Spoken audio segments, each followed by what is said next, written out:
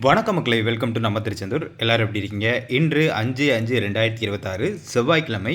இன்றைக்கி நம்ம திருச்செந்தூர் முருகன் கோவிலில் காலையில் இந்த வீடியோ எடுக்கப்பட்ட நேரம் 9 மணியிலிருந்து 10 மணி.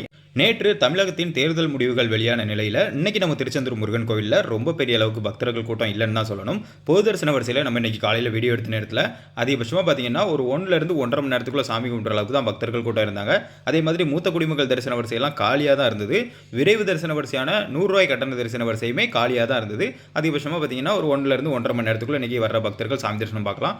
நீங்கள் இன்றைக்கி நம்ம திருச்செந்தூர் முருகன் கோயிலுக்கு வந்துட்டு சாமி தரிசனம் பார்த்துட்டு நம்ம வீடியோ பார்க்க வாய்ப்பு இருந்ததுன்னா நீங்கள் எப்போ சாமி பார்க்க உள்ளே போனீங்க, எவ்வளோ நேரத்தில் சாமி பார்த்துட்டு வெளியே வந்தீங்க அப்படிங்கிறத மறக்காமல் கமெண்ட் பண்ணிடுங்க மக்களே.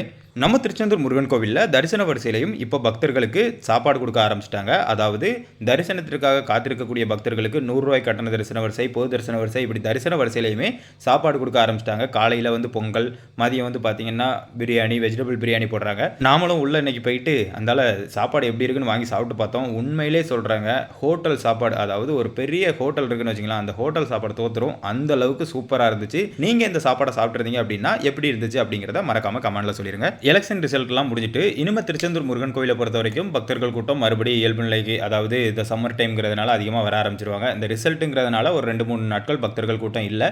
இன்னைக்குமே பக்தர்கள் கூட்டம் பெரிய அளவுக்கு இல்லை. இனி வரும் நாட்களில் திருச்செந்தூர் முருகன் கோயிலுக்கு இந்த சம்மர் முடிகிற வரைக்கும் பக்தர்கள் கூட்டம் வழக்கம் போல வர ஆரம்பிச்சிருவாங்க மக்களே.